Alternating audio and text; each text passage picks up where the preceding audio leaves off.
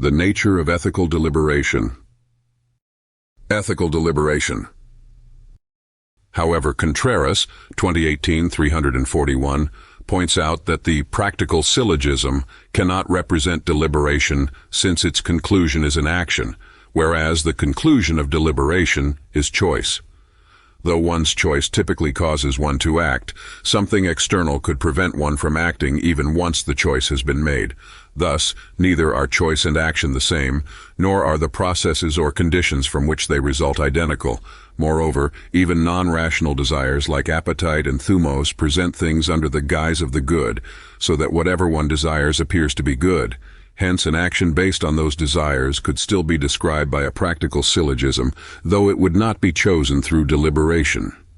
Deliberation does not describe a kind of deduction, but a process of seeking things that contribute to an aim already presented under the guise of the good. Segvich 2008, 164-167. This seeking aspect of deliberation is brought out in Aristotle's comparison of the deliberator to the geometer, who searches and analyzes by diagrams, EN 1112b 2024.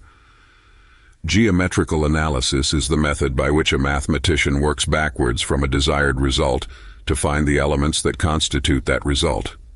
Similarly, deliberation is a search for the elements that would allow the end one has in view to be realized, EN 1141b 815. However, while geometrical reasoning is abstracted from material conditions, the prospective reasoning of deliberation is constrained both modally and temporally. One cannot deliberate about necessities, since practical things must admit of being otherwise than they are, DA 433 at 2930. Similarly, one cannot deliberate about the past, since what is chosen is not what has become. No one chooses that Ilium be destroyed, but what may or may not come about in the future, EN 1139b 59, DA 431b 78.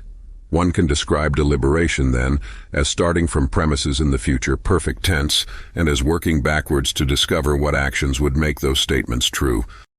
In addition to these constraints, the deliberating agent must have a belief about herself, namely that she is able to either bring about or not bring about the future state in question, N 1112 a 1831.